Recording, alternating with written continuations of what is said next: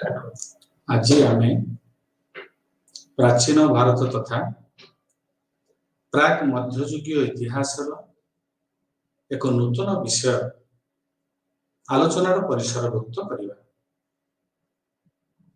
जोटा कि गुप्त जुगर शासन और संस्कृति उपरे पर्यवेसित कौन सी जुगर सांस्कृतिक विकास से जुगर राजनैतिक स्थिरता आभ्यंतरीण शांति तथा निरापत्ता उदार शासन समृद्धि ऐश्वर्य बहिर्जगत सहित संपर्क और शासक मानकर पृष्ठपोषकता उपर निर्भर करे। आमको विस्मित लगे यही समस्त वैशिष्ट्य केवल गुप्त शासन काल में संभव हो पारिथिला एकत्र हो पारिथिला। फल गुप्त जुगर धर्म साहित्य दर्शन विज्ञान कला और वाणिज्यर अभूतपूर्व अग्रगति होता एवं शेष यही जुग को सुवर्ण जुग गौरव आनी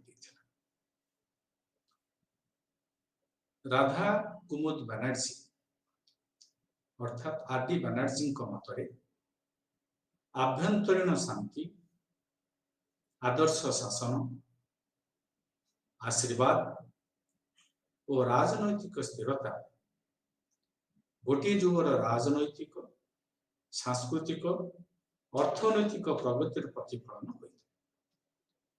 बर्तमान आलोचना करबा गुप्त राजवंश विषय। गुप्त जुगरे चंद्रगुप्त समुद्रगुप्त और द्वितीय चंद्रगुप्त आदि नरपति मान जनक पर जने शासन कर चलिए प्राय 150 वर्ष धरी एक दृढ़ तथा स्थिर शासन आनी। गुप्त राजा माने गोटे शक्तिशाली कैंद्रिक सरकार पाटलिपुत्र ठारे स्थापन करथिले।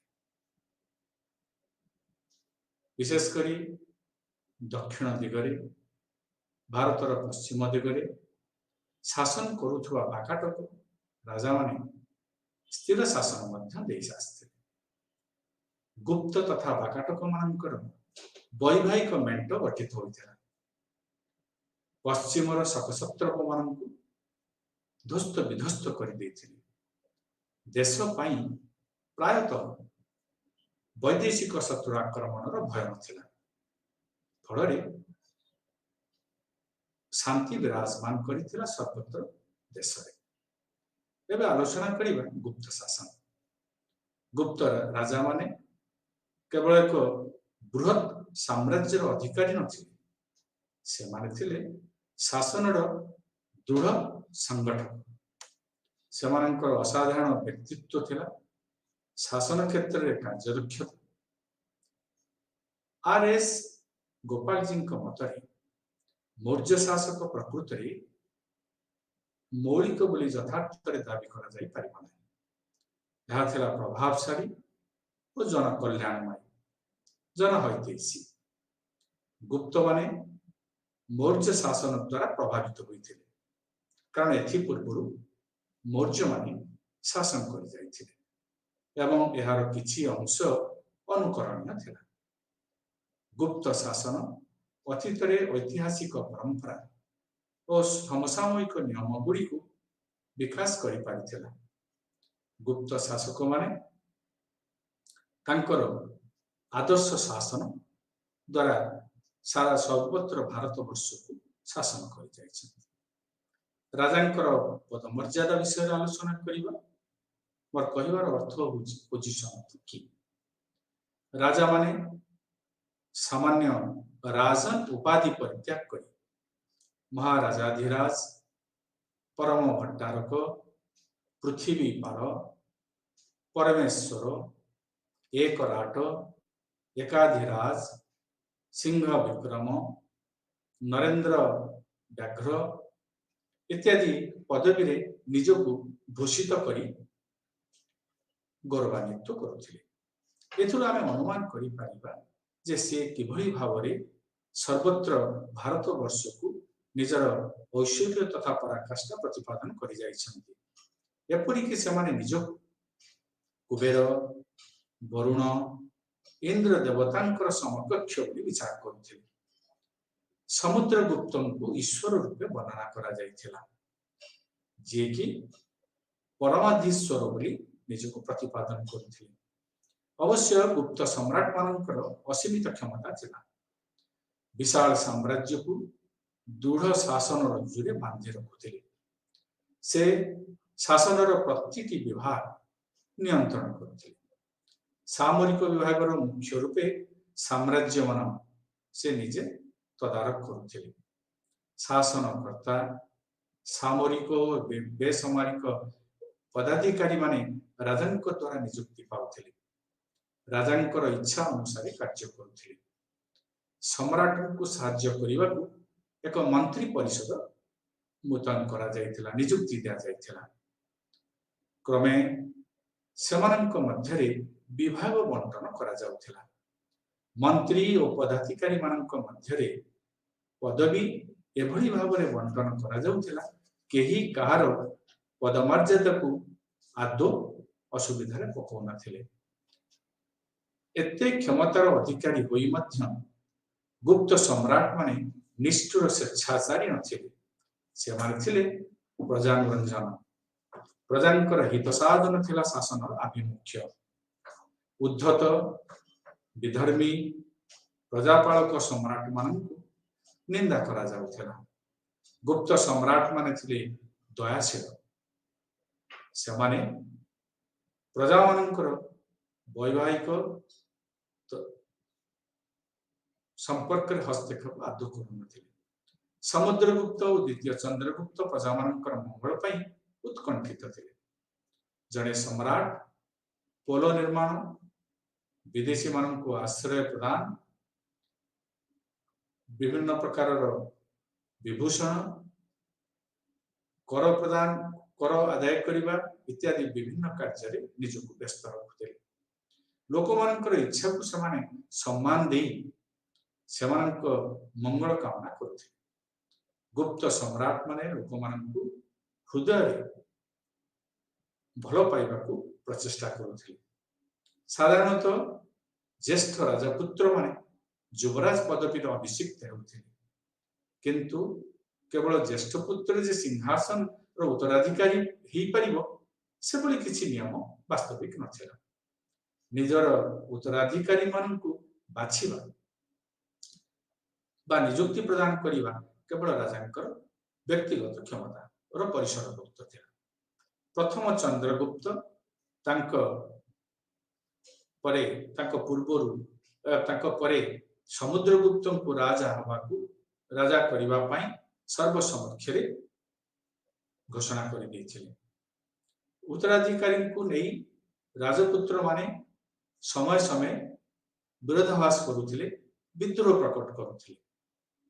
ବର୍ତ୍ତମାନ ଆମେ ଆଲୋଚନା କରିବା ଯୁବରାଜଙ୍କ ବିଷୟରେ। ଯୁବରାଜ ରାଜାଙ୍କର ନିଜର ରକ୍ତଗତ ସମ୍ପର୍କ ଥିଲେ। ରାଜାଙ୍କ ପରେ ସେ ଥିଲେ ଶାସନର ଉତ୍ତରଦାୟୀ। ଉଭୟ ସାମରିକ ବେସାମରିକ ବ୍ୟାପାରରେ ସେ ବିଭିନ୍ନ କାର୍ଯ୍ୟରେ ନିଜକୁ ନିୟୋଜନ କରୁଥିଲେ। ସମ୍ରାଟଙ୍କ ଠାରୁ ଅନୁମତି ଆଣି ପ୍ରାଦେଶିକ ଶାସକ ହିସାବରେ ସାମ୍ରାଜ୍ୟର ବିଭିନ୍ନ କୋଣ ଅନୁକୋଣରେ ଶାସନ ଜାରି ରଖୁଥିଲେ। ସମ୍ରାଟ ବୃଦ୍ଧ ହୋଇଗଲେ ବା କାର୍ଯ୍ୟକ୍ଷମ ହୋଇ ନ ପାରିଲେ ଯୁବରାଜ ରାଜା ହିସାବରେ ସିଂହାସନ ଆରୋହଣ କରୁଥିଲେ। ବର୍ତ୍ତମାନ ଆମେ ଆଲୋଚନା କରିବା ମନ୍ତ୍ରୀ ପରିଷଦ ବିଷୟରେ।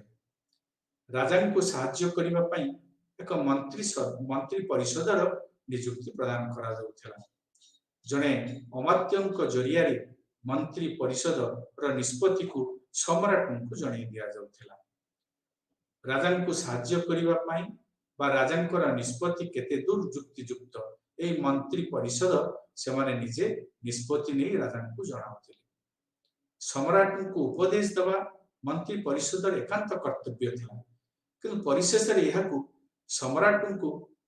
सम्राटंकर अभिमत को सेमानकु मानिबाकू पड़ुथिला। युवराजंकर अभिषेक प्रस्तुति रो दायित्व मंत्री परिषद थिला। उत्तराधिकारी सूत्र रे मंत्री पद पूरण होई पारुथिला बा अन्यान्य पदवी पूरण करा जाउथिला। उत्तराधिकारी सूत्र रे अर्थात राजांक अंते राजांक पुत्र, मंत्री सेनापति परे तांको पुत्र, प्रधानमंत्री परे तांको पुत्र उत्तराधिकारी सूत्र रे पदवी अलंकृत करुथिले। अलाहाबाद प्रशस्ति लेखक हरिसेन समाधि विग्रहिक बा युद्ध और शांति रक्षाकारी मंत्री थिले। वर्तमान आमे आलोचना करिया बेसामरिक पदाधिकारी शासन सुविधा पाई अनेक पदाधिकारी मानकू नियुक्ति दिया जाउथला तथा राजपुरुष, राजनायक, राजमात्य, महासामंत, महाकुमारमात्य, महाप्रतिहार अर्थात कंचुकी, आज्ञा प्रक्षालिक इत्यादि राजांको उपदेष्टा भावरे काम करुथिले महाकंचुकी। आज्ञा संचालक माने राजांको संवाद प्रेरण करुथिले। राजस्व और पुलिस पदाधिकारी देश भितरे साम्राज्य भितरे आंत सुरक्षा दायित्व रे समाने नियुक्ति पाउथिले। संभवतः राजस्व आदाय और पुलिस कार्य संपूर्ण रूपे पृथक करा जाय नथिला।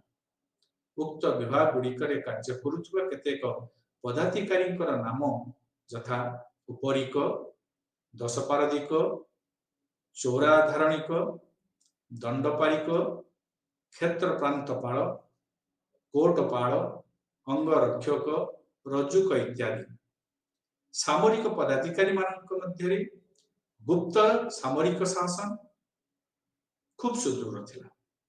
सेथि निमंते राजा सामरिक पदाधिकारी मानक नियुक्ति देथिले। सेमानक मध्यरे थिले सेनापति, महासेनापति, बलाधिकृत, महाबलाधिकृत, दंडनायक, समाधि विग्रहिक, महासमाधि विग्रहिक, भट्ट इत्यादि।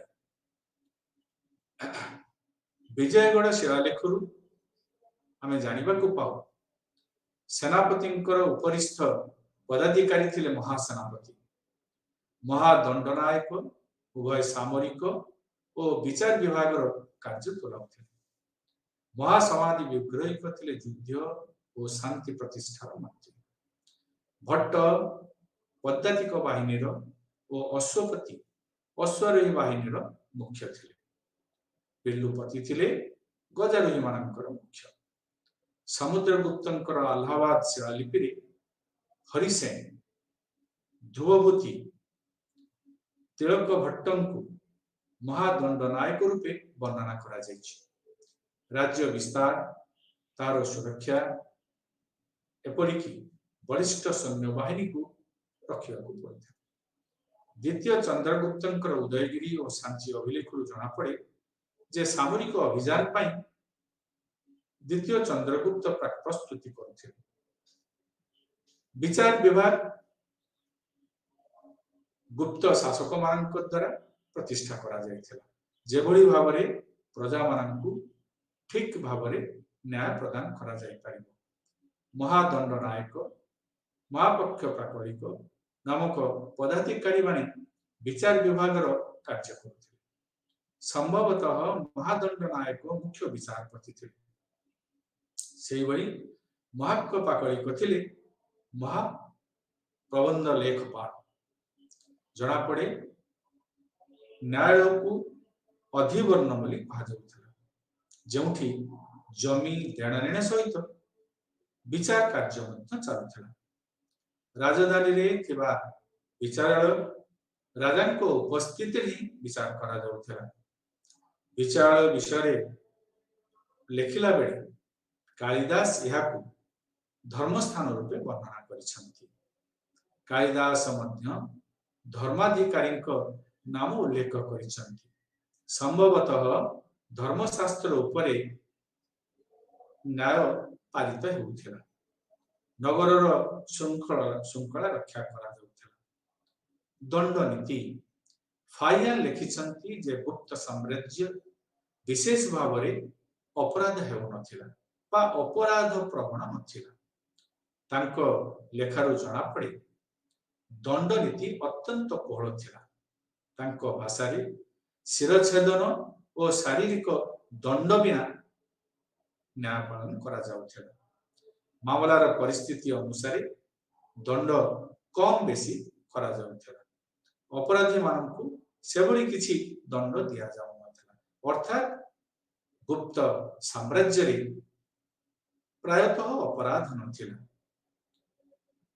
अनेक ऐतिहासिक फाइयान मानकर ए प्रकारर मत बा विवरणी को सहज रे ग्रहण करि पारंती नाही सेमानक मतरे गुप्त शासक माने विभिन्न प्रकारर दंड देउथिले सबुठु निर्मम दंड थिला अपराधी मानकु हस्ती सम्मुख को निक्षेप करा जाउथिला एवं हाथी को निर्देश दिया देउथिला जे अपराधी उपरे चढ़ी जीवा पाई जनता सम्मुख रे ही अपराधी को दंड दिया जाउथिला तार अर्थ थिला जे अपराध पाई अपराधी को दंड दिया जाउछि जनता ताकू स्वचक्षु रे देखिबा द्वारा साम्राज्य रे दंड निश्चिंत भाव रे लोप पाइबो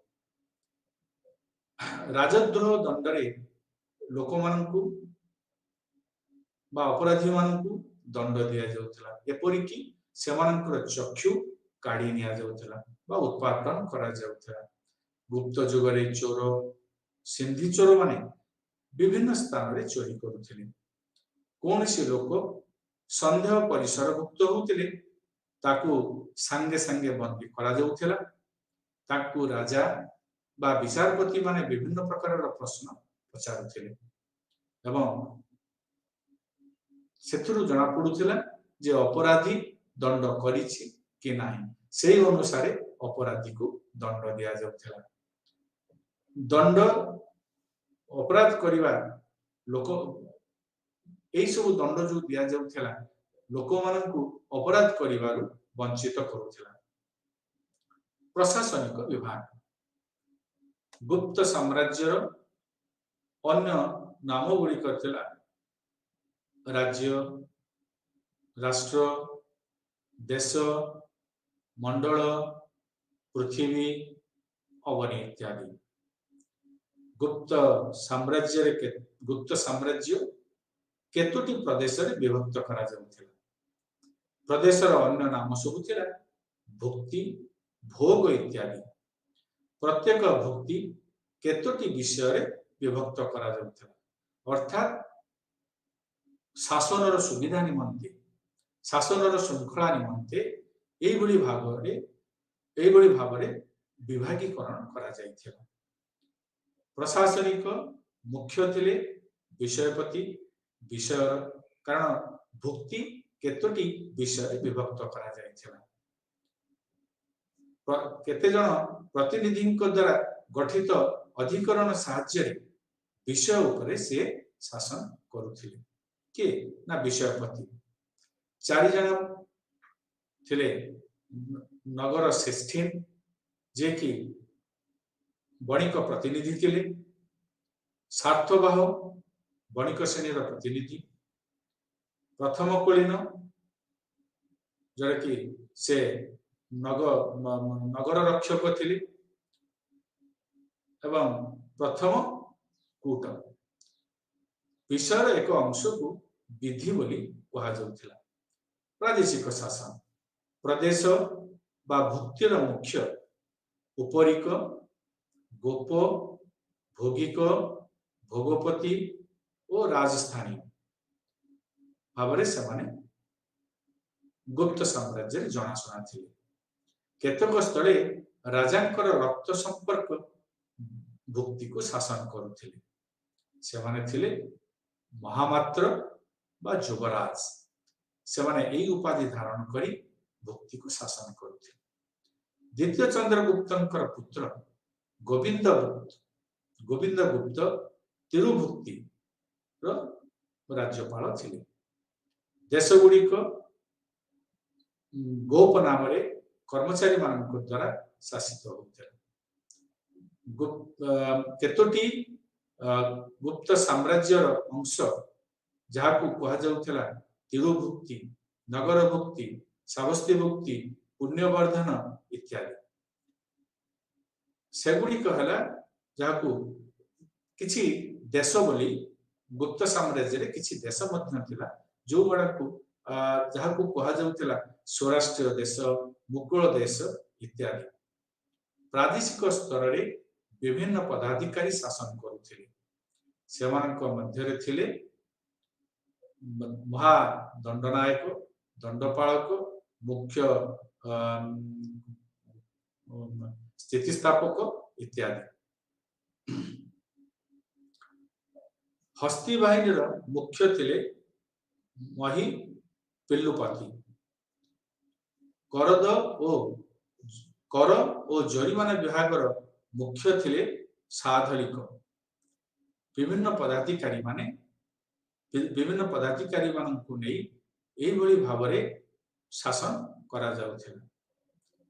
जिला शासन, जिला बा विषय गुडी को जो प्रशासक माने शासन करुथिले सेमान हेले विषयपति, कुमारमात्य और आयुक्त। सेमानंकु प्रादेशिक शासनकर्ता नियुक्ति देउछिले। जदिओ बेले बेले सेमानंकर नियुक्ति राजांक द्वारा हेउथिला। दामोदरपुर ताम्र पट्टाबिली को जना पड़े विषयपति बा जिला पदाधिकारी साधारणतः उपरिक बा प्रादेशिक शासनकर्ता अधीन में कार्य करते। शासन क्षेत्र में विषयपति को महत्तर बा ग्रामर नेतृस्थानीय व्यक्ति, ग्रामिक बा ग्रामर मुखिया, सोग्लिक बा सीमा शुल्क बा पथकर आदायकारी, गोग्लिक जंगल बा दुर्ग दायित्व पदाधिकारी, अष्टकुलाधिगणिक संभवतः 8 कुल बा परिवार दायित्व अधिकारी, ध्रुवधिकरणिक भू राजस्व दायित्व पदाधिकारी, भंडा गोधिकृत जाकु कहा जाउतला कोषाध्यक्ष, मुखपाल इत्यादि साहाय्य करते। जिलार दलील कार्यालय को अक्षपातल कहा जाउतला।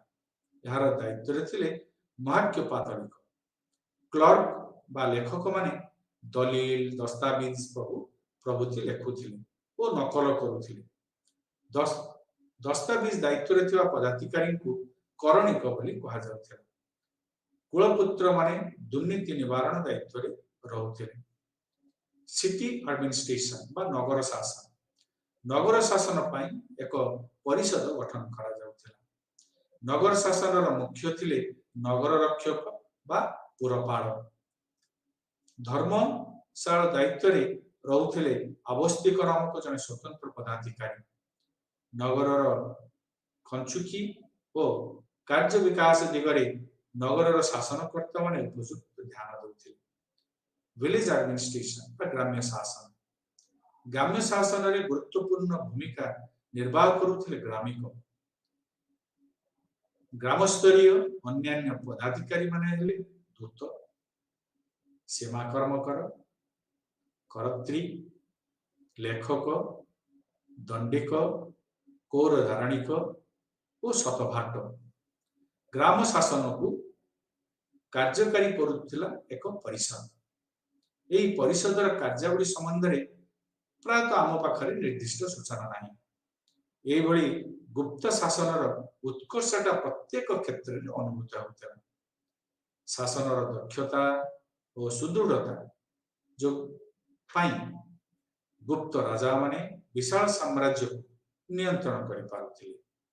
डॉक्टर आल्तेकरଙ୍କ मतरे उभय साम्राज्य और प्रदेश गुड़िक गुप्त शासनर पूरापूरी सुसंगठित थिला। केंद्रीय सचिवालय दक्षतार सहित कार्य करथिला। जिला और ग्राम गुड़िक व्यापार रे बा संबंध रे सुचिंतित उपाय निर्धारित भाव रे राजा बा शासक माने ତାଙ୍କର ମତ ପୋଷଣ କରୁଥିଲେ। ଦଣ୍ଡବିଧି ଶାସକ ଆଚରଣ ହସ୍ତକ୍ଷେପ ଯୋଗୁଁ ଉଚ୍ଚ ବର୍ଗର ଲୋକମାନେ ଗ୍ରାମରେ କୌଣସି ପ୍ରକାରର ବିଶୃଙ୍ଖଳିତ ଆଚରଣ ପ୍ରତିପାଦନ କରିପାରୁନଥିଲେ। ଏବେ ଆମେ ଆଲୋଚନା କରିବା ଗୁପ୍ତ ଯୁଗର ସଭ୍ୟତା ସଂସ୍କୃତି। এই ସଭ୍ୟତା ସଂସ୍କୃତିରେ ଆମର ଆଲୋଚନାର ପରିସରଭୁକ୍ତ କରିବା ସାମାଜିକ, ଅର୍ଥନୈତିକ, ଧର୍ମ ଜୀବନ, ସାଂସ୍କୃତିକ ବିଭବ ଇତ୍ୟାଦି। ବର୍ତ୍ତମାନ ଆମେ ଆଲୋଚନା କରିବା ସାମାଜିକ ଅବସ୍ଥା। ସାମାଜିକ ଅବସ୍ଥାରେ ସର୍ବପ୍ରଥମେ ଆଲୋଚନାର ପରିସରଭୁକ୍ତ କରିବା ଜାତି ପ୍ରଥା। ଗୁପ୍ତ ଯୁଗରେ ପୂର୍ବ ସାମାଜିକ ଅବସ୍ଥାର ପରିବର୍ତ୍ତନ ଘଟିଥିଲା। ଖ୍ୟାତନାମା ନରପତି ମାନେ ଜାତି ଓ ବ୍ୟବସ୍ଥାକୁ ଅଧିକ ଶୃଙ୍ଖଳିତ କରିବାକୁ ଉଦ୍ୟମ କରିଥିଲେ। ପ୍ରତ୍ୟେକ ଜାତିର ଲୋକମାନଙ୍କୁ ନିଜ ନିଜର ଜୀବିକା ଓ କର୍ତ୍ତବ୍ୟ ମଧ୍ୟରେ ସୀମିତ ରଖାଯିବାର ଚେଷ୍ଟା କରାଯାଇଥିଲା। ଅବଶ୍ୟ ସର୍ବଦା ଏହି ଦିଗରେ ସଫଳତା ମିଳିନଥିଲା। ଧର୍ମଯାଜକ ଓ ସେହି ଶ୍ରେଣୀର କେତେକ ବ୍ୟକ୍ତିବିଶେଷ ଯୁଦ୍ଧ ବିଦ୍ୟା ଓ ଶିକ୍ଷା କରୁଥିବା ବେଳେ ସୈନିକ ଶ୍ରେଣୀର କେତେକ ବ୍ୟକ୍ତିବିଶେଷ ବ୍ୟବସାୟ ବାଣିଜ୍ୟ କରୁଥିବାର ଜଣାପଡ଼େ। ବୈଶ୍ୟ ଓ ଶୂଦ୍ର ଜାତିର ଲୋକମାନେ ନିଜକୁ ଶକ୍ତିଶାଳୀ ରାଜା ରୂପେ ପ୍ରତିଷ୍ଠିତ କରିଥିଲେ। ଯେଉଁ ବିଦେଶୀମାନଙ୍କର ଭାରତକୁ ଆଗମନ ଘଟୁଥିଲା ସେମାନଙ୍କ ମଧ୍ୟରେ ସ୍ଥାନେ ସ୍ଥାନେ ଭାରତର ବିଭିନ୍ନ ସ୍ଥାନରେ ସେମାନଙ୍କୁ ଅନ୍ତର୍ଭୁକ୍ତ କରାଯାଇଥିଲା। ଜାତି ଜାତି ମଧ୍ୟରେ ମିଶ୍ରଣ ବେଆଇନ ବୋଲି ଧରାଯାଉଥିଲା। ରାଜାମାନେ ମଧ୍ୟ ଏହାକୁ ବିରୋଧ କରୁଥିଲେ। ଗୁପ୍ତ ଯୁଗରେ ଏକ ପ୍ରଦେଶର ଶାସନକର୍ତ୍ତା ଅଭୟଦତ୍ତଙ୍କୁ ଜାତିଗୁଡ଼ିକର ରକ୍ଷାକର୍ତ୍ତା ରୂପେ ବର୍ଣ୍ଣନା କରାଯାଇଛି। ପୂର୍ବ ପରି ବ୍ରାହ୍ମଣ, କ୍ଷତ୍ରିୟ, ବୈଶ୍ୟ, ଶୂଦ୍ର ଏଭଳି ଚାରି ଜାତି ମୁଖ୍ୟତଃ ଭାରତୀୟ ସମାଜକୁ ନେଇ ଗଠନ କରାଯାଇଥିଲା। ବ୍ୟବହୃତ ଚାରିଗୋଟି ଆଶ୍ରମ ବ୍ରହ୍ମଚର୍ଯ୍ୟ, ଗ୍ରାହସ୍ଥ୍ୟ, ବାନପ୍ରସ୍ଥ ଓ ସନ୍ନ୍ୟାସକୁ ନେଇ ପ୍ରତ୍ୟେକଙ୍କୁ ଗତି କରିବାକୁ ପଡୁଥିଲା। ପ୍ରତ୍ୟେକ ଅବସ୍ଥାର ନିର୍ଦ୍ଦିଷ୍ଟ କର୍ତ୍ତବ୍ୟ ସମାପନ କରିବାକୁ ପଡୁଥିଲା। ବ୍ରହ୍ମଚର୍ଯ୍ୟ କହିଲେ 5 ବର୍ଷରୁ ଆରମ୍ଭ କରି 14 ବର୍ଷ ପର୍ଯ୍ୟନ୍ତ ସେମାନେ ଗୁରୁକୁଳକୁ ଯାଇ ଗୁରୁ ଆଶ୍ରମକୁ ଯାଇ ବିଦ୍ୟା ଶିକ୍ଷା କରୁଥିଲେ ଏବଂ ବିଭିନ୍ନ ସ୍ତରର ବ୍ୟକ୍ତି ବିଶେଷଙ୍କ ସଂସ୍ପର୍ଶରେ ଆସୁଥିଲେ।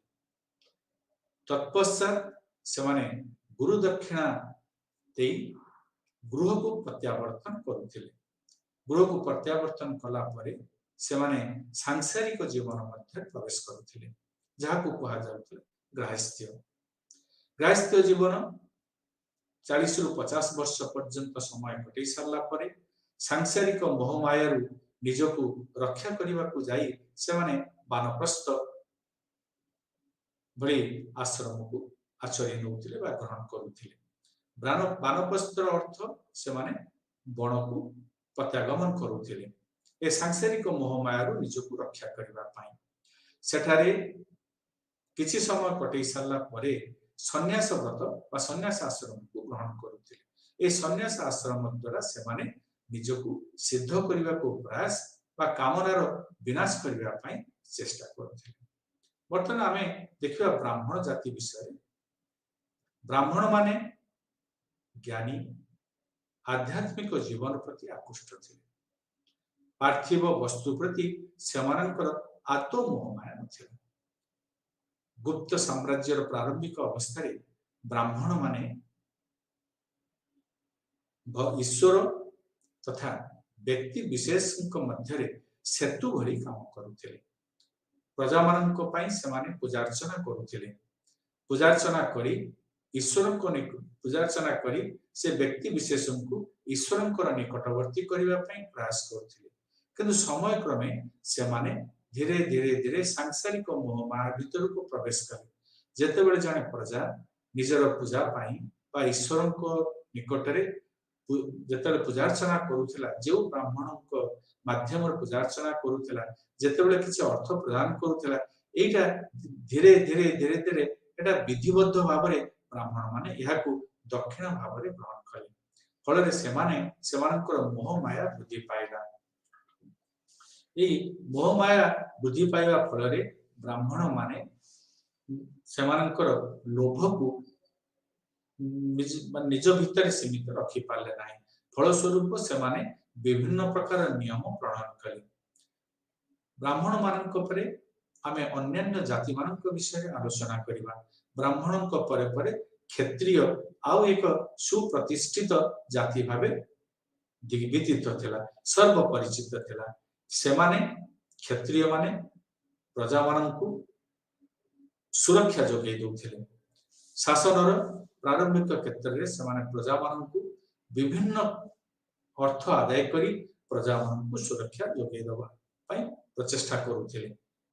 क्षत्रिय माननक परे आसुथिले वैश्य, जो माने कि सम्राट हुंतु, मंत्री हुंतु, मंत्री परिषद हुंतु, साधारण जनता हुंतु, तांको निकटरे विभिन्न प्रकार व्यवसाय वाणिज्य सामग्री मान पहुंचे पारुथिले। देश विदेश को जाई वाणिज्य कार्य निर्वाह करी तांको निकटरे विभिन्न सामग्री पहुंचे पारुथिले। से मानकु वैश्य बोली कहा जाउथिला। एई जाति प्रथारे सर्व निम्न जाति थिले शूद्र, जो माने कि समाज पाई विभिन्न प्रकार कार्य करुथिले सत, किंतु सेमाने गाँ भितरे बा ग्राम्य भितरे सेमानकु रहिया पाई अनुमति प्रदान करा जाउ नथिला। मंदिर भितर को प्रवेश करिया पाई अनुमति प्रदान करा जाउ नथिला। सर्व समक्षरे रास्ता रे जीवा पाई सेमानकु अनुमति प्रदान करा जाउ नथिला। सेमाने समाज पाई सब प्रकार काम करुथिले, किंतु ग्राम्य भितर को हो बा रास्ता उपरे बा सर्व सम्मुख रे चलिया पाई अनुमति प्रदान करा जाउ नथिला। सेमाने थिले समाज रे सबुठारु हेय ज्ञान करुथुवा व्यक्ति विशेष, जाकु कहा जाउथिला दास। दास माने थिले सेई शूद्र श्रेणी एवं शूद्र श्रेणी सेमाने विभिन्न अंचल रे बसवास करुथिले एवं ग्राम्य गाँ ठारू बहुत दूर रे सेमाने रहुथिले। सेमाने पसा खेलुथिले, ऋण परिशोध करि पारु नथिले, युद्ध रे पराजित होई बंदी अवस्था रे सेमानकु दास रूपे व्यवहार करा जाउथिला। अर्थ परिशोध पाई दासत्व रु मुक्त हेई पारु नथिले। जेतेबेले सेमाने अर्थ परिशोध करुथिले दासत्व रु मुक्ति पाउथिले। सेतेबेले गुप्त युग रे जाति प्रथा खूब कठोर थिला, किंतु असवर्ण विवाह संभव हेई पारु नथिला। जाति जाति मध्य रे विवाह को समाज अनुमोदन करुथिला, किंतु गोटिए जाति आउ एक भिन्न जाति बा निम्न जाति रे विवाह संपन्न हेई पारु नथिला। अर्थात केवल ब्राह्मण कुल रे जन्म होइतिबा व्यक्ति विशेष ब्राह्मण कुल रे ही विवाह करि पारुथिला। क्षत्रिय कुल रे जन्म होइतिबा व्यक्ति विशेष क्षत्रिय कुल रे ही विवाह करि पारुथिला। से ताठारु उच्च श्रेणी रे बा निम्न श्रेणी रे विवाह करिया पई ताकु समाज अनुमति प्रदान करू नथिला। राजवंशर पुरुष निम्न जातिर लोकंकु विवाह करिवा संभव हो नथिला। जेते जदी भी प्रभाव विस्तार करी सेमाने विवाह करुथिले से विधि को कुआ जाउतरा अनुलोम विवाह। ठीक सेही भली उच्च वंशर स्त्री लोक निम्न जातिर पुरुष को विवाह करिवा पद्धति को कुआ जाउतरा प्रतिलोम विवाह। एही विवाह प्रथा समस्त ग्रहण करि पारु नथिले बा समस्तंकु ए प्रकार विवाह करिवा पई अनुमति प्रदान करा जाउ नथिला। गुप्त राजा माने बहु पत्नी ग्रहण करुथिले। द्वितीय चंद्रगुप्त एवं प्रथम कुमारगुप्तंकर एकाधिक राणी बा पत्नी थिबार ऐतिहासिक संकलन जना पड़े। स्त्री लोक माननकु स्त्री बा धन बोली कहा जाउथिला एवं सेई धन को से अन्य को से माने उपहार भावे प्रदान करि पारु नथिले। विधवा विवाह को शास्त्र अनुसार विरोध करा जाउथिला। वर्तमान आम आलोचना करिबा नारी स्थान कौन थिला। वैदिक युग रे नारी मानकर स्थान बहु उच्च रे थिला। सेही नारी माने शिक्षा दीक्षा लाभ करी विभिन्न प्रकार श्लोक संस्कृत श्लोक प्रस्तुति करुथिले सेतेबेले वैदिक जुगरे विश्वबरा लोपामुद्रा भली शिक्षित नारी माने थिले किंतु गुप्त जुग रे नारी मानकु एतेटा सुविधा सुजोग मिली पारु नथिला बा से माने सुविधा पाई पारु नथिले प्राप्त वयस्क हेबा पूर्वरु नारी मानकु विवाह दिया जाउतरा अर्थात चाइल्ड मैरिज बा बाल्य विवाह प्रथा सेतेबेले प्रचलित थिला से माने ठीक भाबरे शिक्षा लाभ करि पारु नथिले साधारण भावे नारी माने परदा आढुआଳରେ रही निजକୁ लुचेइବାକୁ सक्षम थिले सती प्रथार प्रचलन थिला किंतु एते परिमाण रे सती प्रथा सर्वत्र प्रचलित नथिला भानुगुप्त नामक जने सेनापति तांको मृत्यु परे तांको पत्नी स्वामी को चिताग्नि रे निजକୁ भस्मीभूत करिथिले तेणु कहिबार उद्देश्य सेतेबेले सती प्रथा थिला किंतु प्रचुर मात्रा रे बा प्रबल मात्रा रे समाज रे प्रचलित नथिला बालिका माननकु बर बा सेमानकर स्वामी बाछिबा पई स्वाधीनता प्रदान करा जाउथिला अर्थात स्वयंवर प्रथा थिला सेमाने विवाह परे जो स्वामी को विवाह करुथिले ताको घर को जाउथिले आउ तांकर कोनोसी प्रकार जो घर से माने विवाह करिक जाउथिले सेठी तामानकर संपत्ति उत्तराधिकारी भावे तांको दिया कोनोसी प्रकार संपत्ति मिल नथिला सामाजिक चलनी गुप्त जुगरे लोक माने शांत सरल साधु इत्यादि थिले से माने प्रायतः अहिंसा तथा कर्तव्य परायण थिले फाइहान को विवरण जना पड़े जे से समर लोक माने कौनसी प्रकार प्राणी बद्ध किंवा मद्यपान पियाज रसुण आदि खाद्य ग्रहण करू नथिले स्त्री लोक माने मांस भक्षण करू नथिले से माने निजर खाद्य रे भात रुटी तरकारी दुग्ध आदि ग्रहण करुथिले पोशाक भूषण रे केतक वैदेशिक प्रभाव पड़िथिला पुरुष माने धोती कुर्ता पगड़ी पिंधुथिला बेले स्त्री लोक माने परिधान करुथुवा वस्त्र मानक मध्य थिला साड़ी साया ब्लाउज इत्यादि पुरुष और नारी उभय थिले आभूषण प्रिय अलंकार प्रिय स्वर्ण रौप्य हाथी दांतरे प्रस्तुत करा जायतिबा अलंकार को सेमाने परिधान करुथिले गरीब श्रेणीर लोक माने हाड़े बा ब्रोंज रे बा जो सामुकारे निर्मित अलंकार को सेमाने परिधान करुथिले पूजा पर्वणी रे व्यक्ति विशेष नृत्य संगीत माध्यम निजर मनोरंजन करुथिले समय क्रमे शतरंज और पशा खेलुथिले जुआ खेल प्रति सेमानकर आकर्षण थिला खूब अधिक कंदुक खेल बा पेंडु खेल बा पुष्प खेल थिला नारी तथा शिशु मानकर खूब प्रिय वर्ष को थरे रथ यात्रा उत्सव पालित होतिला एपरिकी लोक माने एक शांत और सुस्थ सामाजिक जीवन बिताउथिले सेमाने निर्भय विभिन्न स्थान को भ्रमण करि पारुथिले राति रे सेमानकर आदौ भय नथिला चोरी डकायतिर भयर प्रश्न उठु नथिला दंडनीति कोहल थिला लोक माने विभिन्न स्थान को निर्भय जीवा आसीबा करि पारुथिले द्वितीय चंद्रगुप्त शासन काल रे भारत को आसीथिबा चीन परिव्राजक फाइयान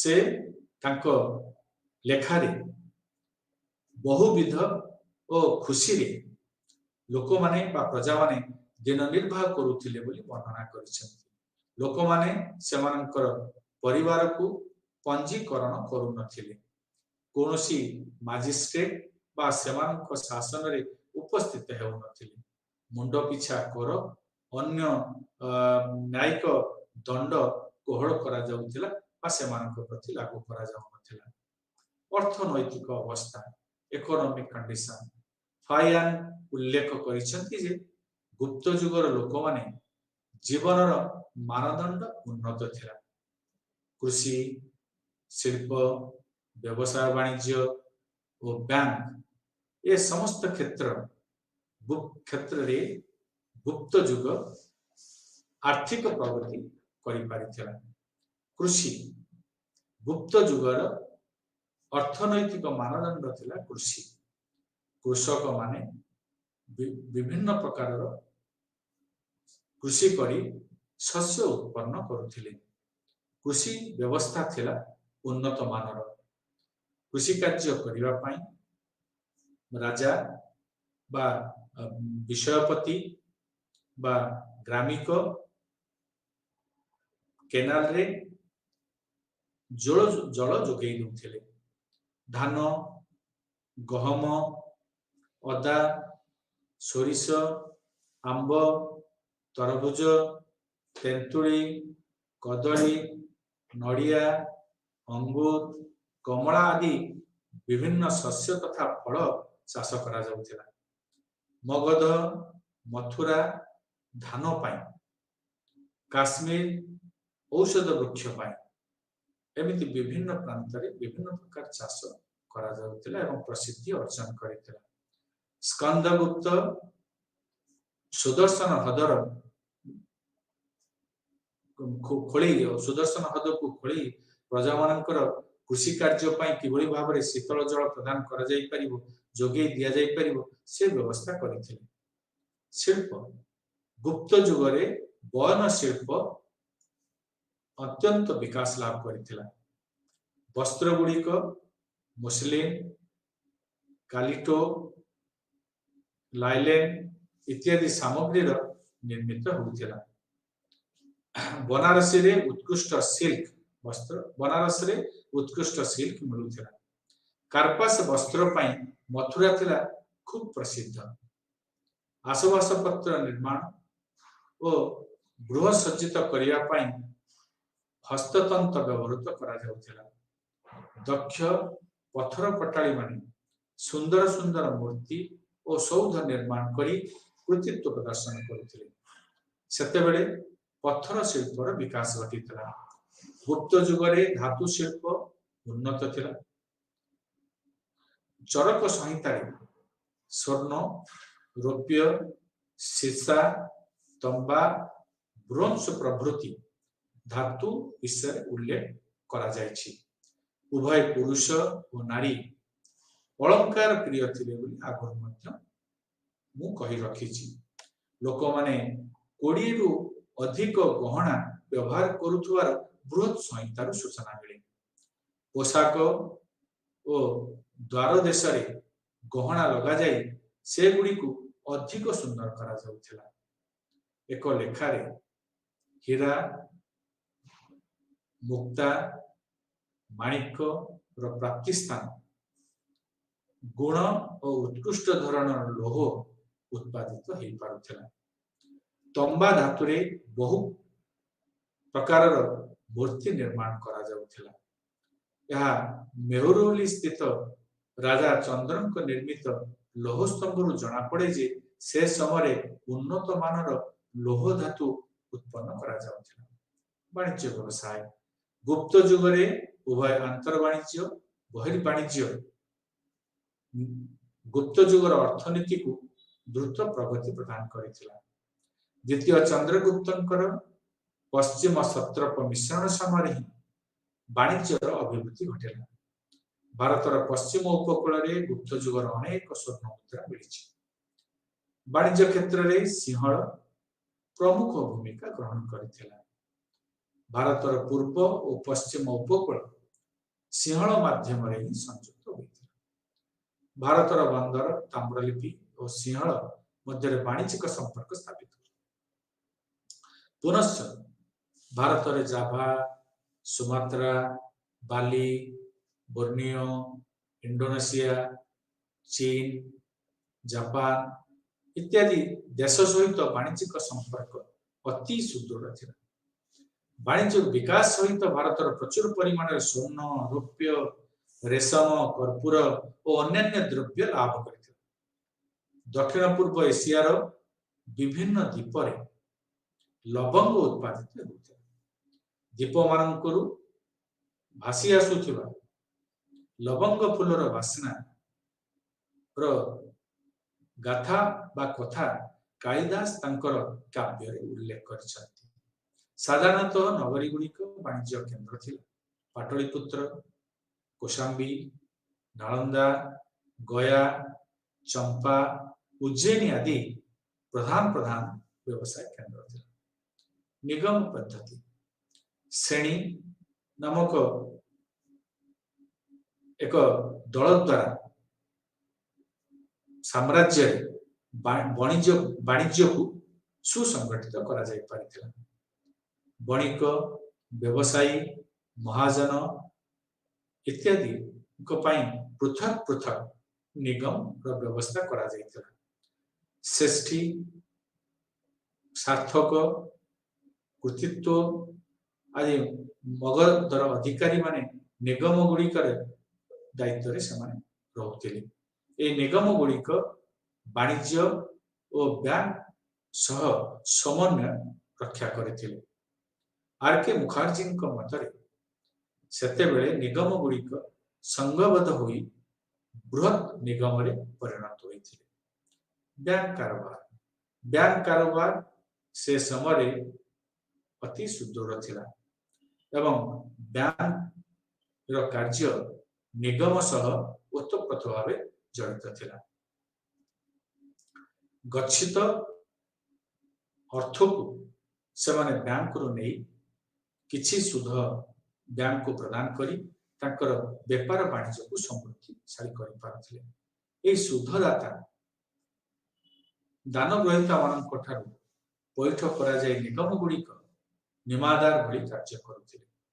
या द्वारा घरोई भावरे परिचालित होई अनुष्ठान गुड़िक रो कार्य सुरखुरे चलुथिला।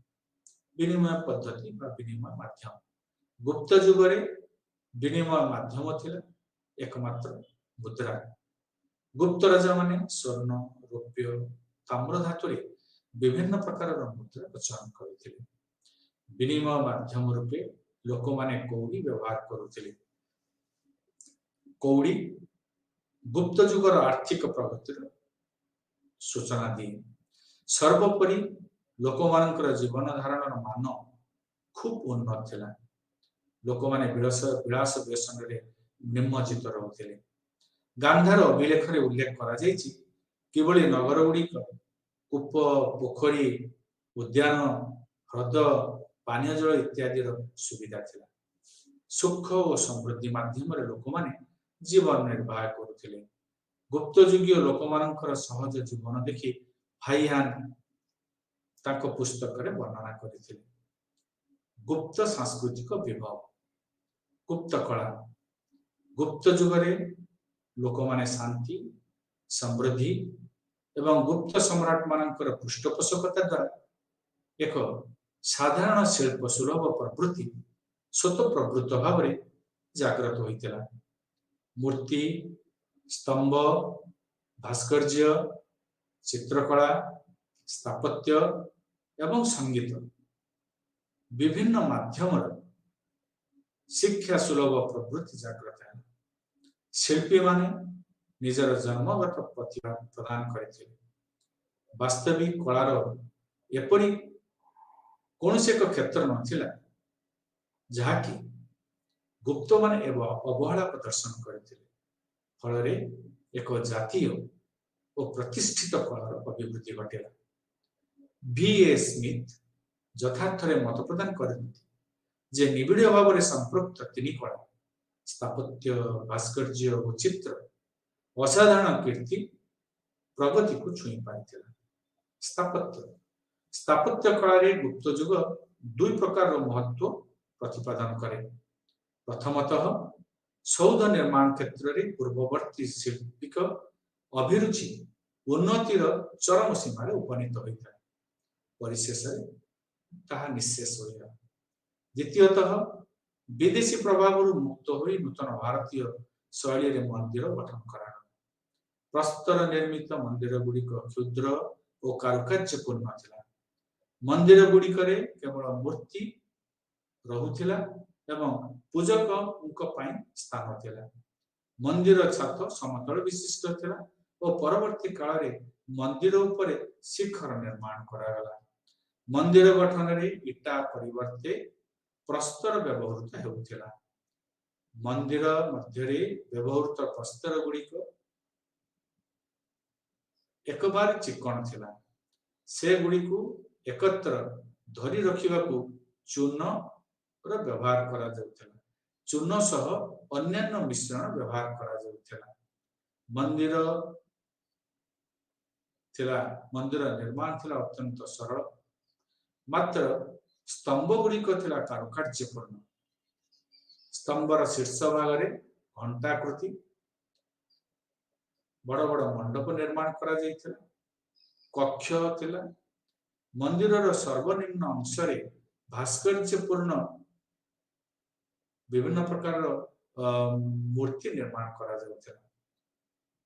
गुप्त युग रे गढ़ा जाइथिबा मंदिर गुड़िक मध्य अधिकांश थिला हुण और मुसलमान को द्वारा जहा कि निर्माण करा जाइथिला समान को द्वारा ध्वंस हो जायछि।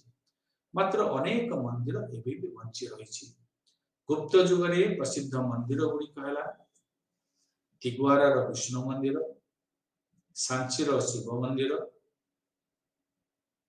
नृसिंह मंदिर, बराह मंदिर, विष्णु मंदिर, बीजापुर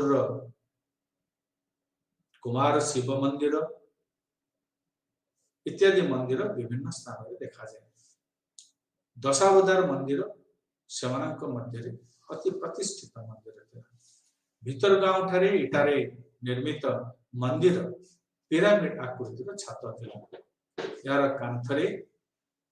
कांथ विभिन्न कारुकार्यपूर्ण थिला। गुप्त युगीय बौद्ध स्थापत्य थिला खूब रमणीय। से जुगरे विभिन्न स्तूप, चैत्य, मंदिर, विहार और कूपमान निर्माण करा जाइथिला।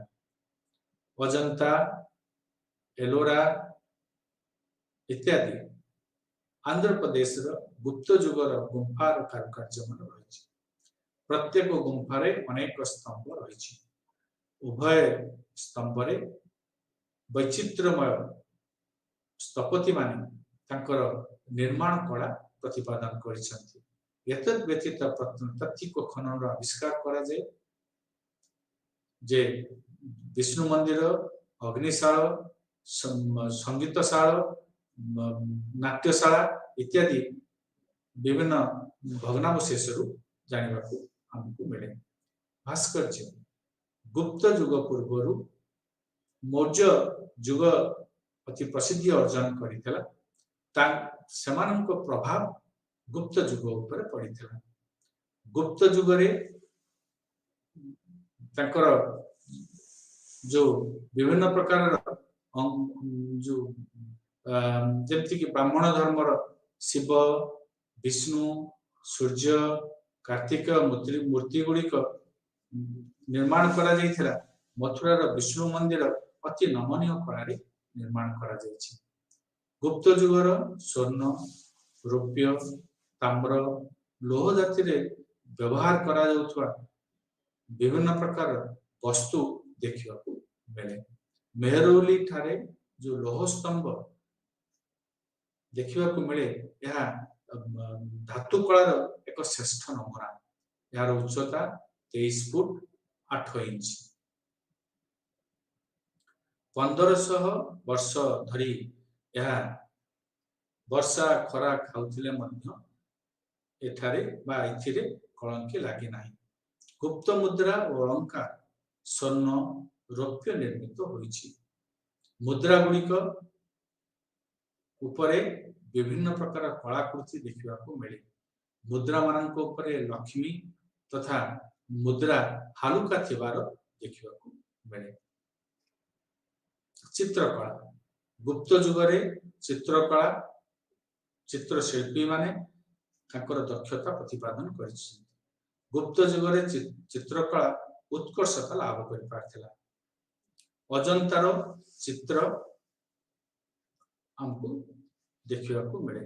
चित्र आंकिबा पूर्वरु प्रथमे गुंफार उपरी भाग को चून लेपन करी प्रस्तुत करा जाय।